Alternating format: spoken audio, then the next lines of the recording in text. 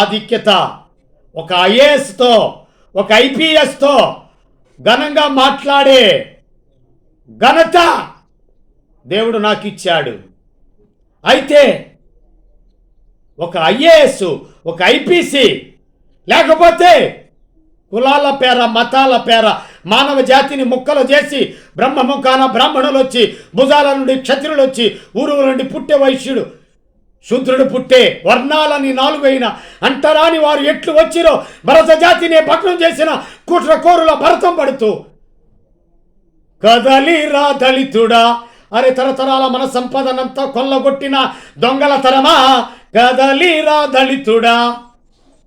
అరే దేశంలో రాష్ట్రంలో కూలి పేదలేకమైతే ఆసాములు ఏడంటారు మూసాములు ఏడంటారు. నిజం తెలుసుకుంటురా కత్తులను రండరా ఎదురొచ్చిన నా కొడుకుని ఏటికొకరిని అడుగుదాం. అరే కసితో కదలండిరా కత్తులు నోరంటారా ఏటికొచ్చిన నా కొడుకుని ఎదురొచ్చిన నా కొడుకుని ఏటికొకరిని అడుగుదాం. ఇలాంటి దౌర్భాగ్య స్థితిలో ఉన్నటువంటి నా బ్రతుకును చిరాల విజయనగర కాలనీ నేను జాన్సన్ ఇద్దరు వెళ్ళి వస్తా ఉన్నాం. ట్రైన్లో 3 గంటల 45 నిమిషాలకి వస్తా ఉన్నాం. ఆ ట్రైన్లో నుంచి అపోస్తులుడైన పౌలుకి 2 కళ్ళే పోయినాయి కానీ యెహోషువకి అని నాకు టోటల్గా ప్రాణమే పోయింది. అన్కాన్షియస్లో ఉన్నాను. 1987 సంవత్సరంలో చీరాల ఒంగోలు అనగా ఉప్పుగొండూరు దా సమీపంకు వస్తూ ఉంది.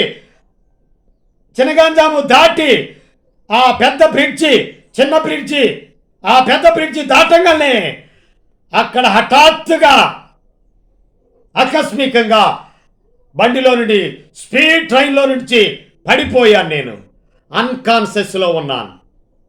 వెంటనే నా సహోదరుడు జాన్సన్ చైన్ లాగాడు. ఆ స్పీడ్ ఉప్పుగుండ్రు పోయి ఆగింది. అది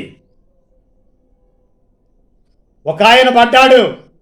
ఎవరు చైన్ వేసిందంటే నేను బండి నా కోసం మరలా దేవుడు చూసావా వెనక్కి వచ్చింది.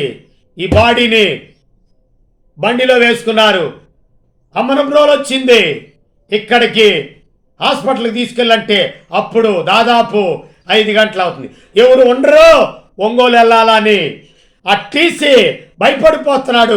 ఇతడు చనిపోతే నా మీదకి వస్తుంది అని ఒంగోలు తీసుకెళ్తే ఆ స్ట్రక్చర్ మీద అంబులెన్స్ వచ్చింది. అంబులెన్స్ వచ్చినప్పుడు స్ట్రక్చర్ మీద అలా తీసుకొని వెళుతున్నారు. చచ్చిన స్థితిలో ఉన్న నన్ను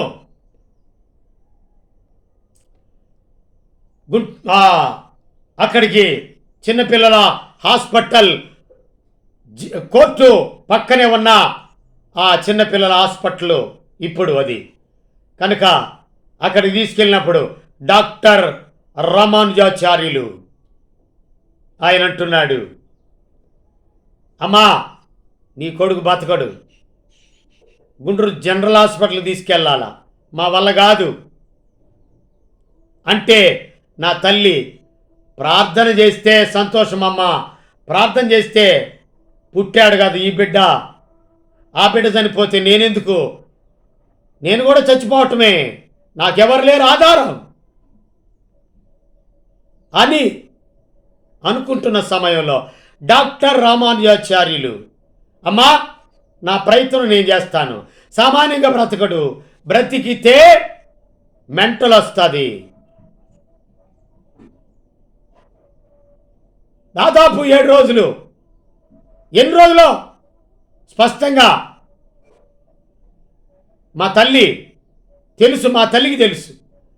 అమ్మా అమ్మా నీళ్ళు అని అనగలిగే ఎప్పుడొచ్చిందో, 7 రోజులకు వచ్చిందో 8 రోజులకు వచ్చిందో, నా కుడి వైపున చచ్చిపోయాడు, ఎడమవైపున చచ్చిపోయాడు, కానీ నా దేవుడు నన్ను బ్రతికించుకున్నాడు.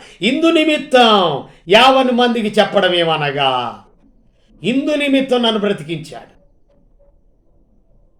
నా తల్లికి కొడుకుగా జీవనాధారంగా, నా భార్యకు జీవనాధారంగా, నా బిడ్డలకు జీవనాధారంగా నన్ను భూమి మీద నిలిపిన యేసయ్య సౌలు కంటే ఎక్కువ ఆయనకి 2 కళ్ళే పోయినాయి.